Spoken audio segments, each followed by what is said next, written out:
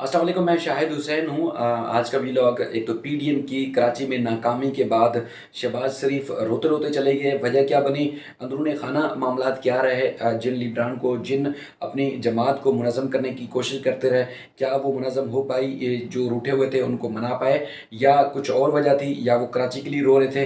हकीकतन वो सामने रखूँगा। इसके अलावा बिलावल भुट्टो साहब की जो है वो दौड़ें लग चुकी हैं। अब वो कोशिश कर रहे हैं कि किसी न किसी तरीके से वो अपने जो सूबे में वो साख बहाल कर सकें, जो 13 साल में उनकी मुसलसल हुकूमत के बावजूद साख नहीं बन पाई है। मामला जो है वो काफ़ी ख़राब हो चुके हैं। अब ख़ास तौर पर कराची के मामले में भी आप देखेंगे तो बेशुमार नाकामियाँ हैं, और अब उनको तो कह दिया गया है कि या काम करें या फिर जेल जाएँ, चाहे वो शहबाज शरीफ साहब हों या फिर पीपल्स पार्टी की जो सरकर्दा क़यादत है वो हो, क्योंकि उनको सारे काम गिनवा दिए गए हैं कि इतने अरसे में आपको जो टाइम दिया गया था, इतना जो पैसा दिया था, वो पैसा कहाँ गया और कहाँ लगाया? वो सारी चीज़ों की या हिसाब किताब दें या फिर जेल जाए। उसके बाद फिर अब मामला हुकूमत गिराने वाला नहीं रहा, बल्कि इलेक्शन इंतखाबी मुहिम चलाने के हवाले से जो है वो कह दिया गया कि अगले इलेक्शन की तैयारी करें। तो ज़्यादातर लोग जो है वो कोशिशें कर रहे हैं, तो वो भी वजूहात और उसकी जो चीज़ें सामने आई हैं नई, वो आपके सामने रखेंगे। सबसे पहले तो शहबाज शरीफ साहब की रोने की असल वजह जो है, जिस तरह वो कह रहे थे कि वो उनकी ख्वाहिश है कि वो कराची के लिए कुछ अपने जीते जी कर पाएँ। लेकिन उनकी अगर आप जो 30-35 साल से जो मुसलसल बारी-बारी हुकूमतें लेने के बाद अगर देखा जाए, तो सबसे पहले सबसे ज़्यादा जो कत्ल गारत गिरी हुई कराची में, कराची वाले ये कहते हैं, चूँकि हम कराची की सड़कों पर घूमते हैं, वो कहते हैं सबसे ज़्यादा नवाज़ शरीफ के दौर में हुई। यहाँ जो है वो शहर में देखा जाए तो कर्फ्यू तक लग जाते थे, वो नवाज़ शरीफ के दौर में हुए। 2012-13 के बाद जो चीज़ें हुई, यहाँ ऑपरेशन के नाम पे लोगों को मारा गया, तो वो भी नवाज़ शरीफ के दौर में हुआ। ये सारी जो शहर के साथ जुल्म ज़्यादती है, वो सारी नवाज़ शरीफ के दौर में, नून लीग के दौर में हुई। तो ये कराची की बेहतरी के लिए नहीं, बल्कि अपनी सियासत के लिए, या एक कराची के खिलाफ जो उनके दिलो दिमाग में होता है, वो लोग कहते हैं कि वो सब कुछ निकालने के लिए ये करते रहें, कराची वालों के लिए कुछ नहीं करते रहे। और ये जो आंसू थे, वो बुनियादी तौर पर अपनी नाकामी के थे, अपनी खुद वो जेल जाने से खौफजदा हैं, क्योंकि इनके खिलाफ इतने मजबूत केसेस हैं कि अगर ये ज़बान खोलें या मुंह खोलें तो इनको उसी दिन ही जेल के अंदर डाल दिया जाएगा। तो लिहाजा ये अब उन चीज़ों को डाइवर्ट करने की कोशिश कर रहे हैं, लेकिन नाकाम रहेंगे। अब जिस तरह टास्क था उनके पास, एक तो पीडीएम का जलसा जो है वो कामयाब बनाना था, उसके बाद फिर उन्होंने जो उनके नाराज़ जो धड़े हैं नून लीग के, उनको मुतहद करना था, वो मुकम्मल तौर पर नाकाम हुए। किसी ने जो है वो इनकी नहीं सुनी। जो चाहे वो मुफ्ती इस्माइल साहब के ग्रुप के लोग हों, या उसके बाद मोहम्मद ज़ुबैर साहब के ग्रुप के लोग थे, या सलमान खान के जो ग्रुप के लोग थे, ये तमाम जो 8-9 जो धड़े जिनके बारे में हमने आपको खबर दी थी, वो धड़े जो है वो अब तक बटे हुए हैं। और इनमें इनको जो ख़ास तौर पर फौरी तौर पर जो कराची में नाकामी होगी, और वो बड़ी नाकामी होगी, वो होगी कंटोनमेंट बोर्ड के इंतखाबात, जो कि 12 सितंबर को होने हैं। हालांकि वो इंतखाबात को बचाने के सिलसिले में, या बचाने के लिए इन्होंने कोशिश की थी कि जिन लोगों के ऊपर इल्ज़ाम साबित हो रहे थे, मुफ्ती इस्माइल और पर हमले, और इसके अलावा जो दफ्तर में तोड़ फोड़ का जो मामला था, लेकिन उस साबित होने के बावजूद जो पार्टी क़यादत थी, उन्होंने सोचा था कि इंतखाबात हो जाएंगे, उसके बाद फिर कार्रवाई करेंगे। लेकिन ना वो कार्रवाई करने में कामयाब हुए हैं, ना ही इंतखाबात में उनको कोई फ़ायदा होना है, और ना ही इन्होंने कुछ पहले कराची को दिया, और ना ही अब कुछ देना है। अब लोग कह रहे हैं कि मौजूदा वफाकी हुकूमत ने जो है वो एक मनसूबा था उसको मुकम्मल नहीं किया।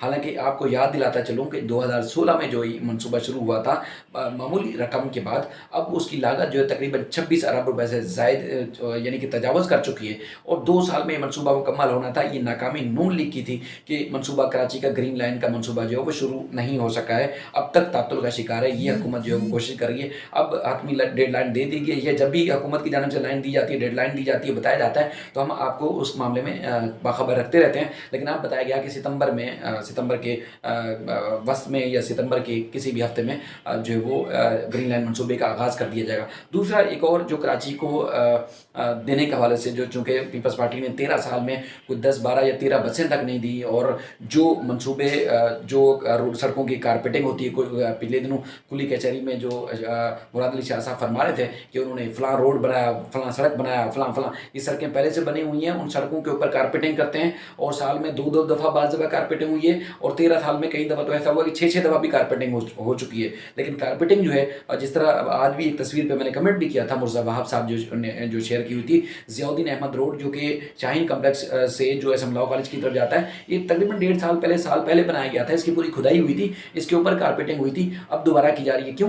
क्योंकि मटेरियल ऐसा डालते हैं, या तो बारिश के पानी में धुल जाता है, या तो फिर गटर का पानी जब जमा होता है तो उसमें धुल के बह जाता है और इस तरह का मटेरियल, नाकिस मटेरियल होता है कि सड़कें 6 महीने नहीं चल पाती। तो उनको बार बार फिर बना रहे हैं, वरना जिस तरह की 1200 अरब रुपए इस सूबे में उनको मिले तरक्याती मनसूबों के काम के लिए, मनसूबों के लिए, तो इस तरह तो पूरे शहर के शहर नए डेवलप हो सकते थे, नई आबादियाँ बन सकती थी। इन्होंने जो बनी हुई है उनका बेड़ा गर्क किया है। नई चीज़ें जो है वो कोई तामीरात नहीं हो सकी है पीपल्स पार्टी के इन 13 साल के दौर में। और एक और बड़ी बात कि जब नून लीग के दौर में वफाकी हुकूमत ने ग्रीन लाइन मनसूबा शुरू किया था, ये तकरीबन कुछ 26-27 किलोमीटर का मनसूबा था, तो उसके बाद ये इसकी तोसी होती रही। अभी भी मजीद कहा गया कि तोसी होगी, यानी कि सरजानी टाउन से शुरू होगा, पहले गुरु मंदिर तक बताया गया था, फिर नुमाइश चुरंगी, उसके बाद फिर सी ब्रिज, जामा कलात, अब कहा जा रहा है कि टावर तक जाएगा। लेकिन अब जो नुमाइश चुरंगी तक तकरीबन मुकम्मल होने वाला है, अंडरपास वगैरह बन चुके हैं और जो ऊपर जो चलनी है बस उसके भी तकरीबन स्टेशन और चीज़ें मुकम्मल हो चुकी हैं। इसी दौरान यानी कि 2016 के आगाज़ में या 2016 में पीपल्स पार्टी की सूबाई हुकूमत ने मैट्रिक बोर्ड ऑफिस से औरंगी टाउन नंबर 5 तक एक मनसूबा शुरू किया था ऑरेंज लाइन का। अगर आपको याद हो, वो मनसूबा 6 साल में अब तक मुकम्मल नहीं हो सका। उसकी लागत जो है वो कई गुना बढ़ चुकी है और अब तक वो मनसूबा मुकम्मल नहीं हो सका है। लेकिन अगर देखा जाए कि अमूमी तौर पर हुकूमतें कहती हैं कि उनको मुद्दत पूरी नहीं करने दी गई और इस वजह से वो जो मनसूबे थे, आवाम की फलाह के मनसूबे थे या मफाद आमा के जो प्रोजेक्ट्स थे वो मुकम्मल नहीं हो सके। तो वो इनकी तो 13 साल से हुकूमत है, तो फिर वो 5 किलोमीटर का मामूली सा रास्ता है औरंगी टाउन नंबर 5 का, उस पर ऑरेंज लाइन मनसूबे का आज तक उसकी तकमील नहीं हो सकी। और अब भी कहा जा रहा है कि हतमी मराहल में पता नहीं वो क़यामत तक मुकम्मल होगा, या हो सकता है कि वफाकी देखा देखी में ये भी उसी दिन जो है वो आपको पता है कि जब वो तिगड़म चला कर जो हुकूमत इस तरह की चीज़ें करती है, सियासत गेमबाजी, तो हो सकता है कि वफाकी हुकूमत के साथ साथ तो ऑरेंज लाइन मनसूबे का भी इफ्तिताह कर दिया जाए। लेकिन वो भी 6 साल में मुकम्मल नहीं हो सका, उसकी जो है वो लागत पहले की निस्बत कई गुना बढ़ चुकी है। ये जिस तरह वफाकी हुकूमत के मनसूबे की यानी कि ग्रीन लाइन मनसूबे की बढ़ी है। और उसके बाद फिर कराची में जिस जगह जाएँ, जिस रोड पे जाएँ, गंदगी गलाजत के अलावा कुछ नहीं है। और उसके बाद फिर आगे हम चलते हैं बिलावल भुट्टो की तरफ। बिलावल भुट्टो साहब जो है वो लड़काना से कामयाब हुए, आसिफ अली जरदारी साहब नवाब शाह से। और इसके अलावा अगर हम बात करें मुराद अली शाह साहब की, जो कि माए नाज और बड़े अच्छे बोलने वाले सियासतदान समझे जाते हैं और बड़ी अच्छी महारत रखते हैं वो अपने सिस्टम चलाने की, एक मैकेनिज़्म चलाने की। वो जामशोरों से जो है वो जिस तरह मुंतखब हुए, उसके बाद दादू से, तो वो अब तक उनके अपने इस्लाह की यानी कि सूबाई दारकूमत में तो कुछ भी नहीं है। और हालांकि कुछ ना होने के बावजूद पूरे मुल्क को चलाने वाला शहर ये कराची है। उसके बाद फिर अगर उन अजला की बात करें, नवाब शाह की, लड़काना की या दादू की, तो उनकी इंतहाई बुरी हालत है। वहाँ पर निज़ाम तालीम बर्बाद हो चुका है, वहाँ पानी पीने का साफ़ पानी नहीं है, सेहत की सहूलियात नहीं है, यानी कि कोई एक सहूलत नहीं है जो बेहतर हो सके। क्योंकि कराची में लॉकडाउन के नाम पर जिस तरह का एक अजाब बर्पा किया गया है ताजरों के ऊपर, वो अल्फाज में नहीं बयान कर पाते जिस तरह उनको नुकसान हो चुका है। और इसके अलावा अगर देखा जाए लॉकडाउन देखा जाए, स्कूलों की बंदिश देखी जाए, सब कुछ देखा जाए वो कराची में और हैदराबाद में आपको या शहरी इलाकों में कुछ आपको सिंध के मिलेगा। लेकिन अंदरूनी सिंध में तमाम चीज़ें खुली होती हैं। स्कूल में तो वैसे ही बहुत कम जाते हैं अंदरूनी सिंध में लोग, पंजाब में ही बहुत कम जाते हैं, लेकिन शहरों में जहाँ स्कूल जाते थे बच्चे, उनके स्कूल 50% कर दिए गए हैं। बड़ी मुश्किल से लॉकडाउन उनका जो है वो थोड़ा नरम किया है। उसके बाद फिर लॉकडाउन अमूमी तौर पर आप देखते हैं कराची में 2 दिन लॉकडाउन होता है, 8 बजे मार्केटें बंद करनी होती है, कारोबार वैसे नहीं है, लोग जो है वो बेहद परेशान हैं। और उसके बाद फिर अंदरूनी सिंध में जहाँ जहाँ बिलावल जा रहे हैं, उनकी चूँकि दौड़ लग चुकी है, उनको कहा गया है कि जिस तरह अगर आपने काम करना है, इलेक्शन कैंपेन करनी है, कुछ करना है, आगे के लिए करें, मौजूदा वक्त में आप जो है वो कोई छेड़छाड़ नहीं करेंगे। अगर करेंगे तो फिर चूँकि केसेस इतने बेशुमार हैं और इल्ज़ामात इनके ऊपर इतने हैं कि जिस पे भी हाथ डालेंगे वो अंदर जाएगा, क्योंकि 700 अरब रुपए शक्कर के ऊपर इन्होंने कहा गया लगाया है। और उसके बाद तकरीबन 12,000 अरब रुपए जो है वो सिंध के मुख्तलिफ सिंध हुकूमत को दिए गए। सिंध हुकूमत ने कहाँ खर्च किए? रोडें शायद तोड़ तोड़ के बाद में बनाते रहे, फिर तोड़ के फिर बनाते रहे। जब बरसात में बह जाती थी या गटर लाइन में पानी, इनकी जो कारपेटिंग थी वो बह जाती थी, उसके बाद फिर उसको बनाते थे। इसके अलावा ना तो सेहत का निज़ाम बेहतर है। हाँ, एक और बात, जिस तरह अगर वो NICVD की बात करते हैं, यकीन माने NICVD के हवाले से इतनी खबरें होती हैं मेरे पास कि मैं रोज़ चाहूँ तो रोज़ एक बड़ी से बड़ी यानी कि एक्सक्लूसिव खबर मैं ब्रेक कर सकता हूँ। लेकिन वही वाली बात कि लोगों के दिमाग में आ जाता है कि शायद ये उसके पीछे पड़ गया। यानी कि अगर गुज्जर नाले की चीज़ मैं करता हूँ तो लोग यही गुज्जर नाले से हट के कोई चीज़ करता हूँ तो लोग ये कहते हैं कि क्या आज गुज्जर नाले पे काम नहीं था?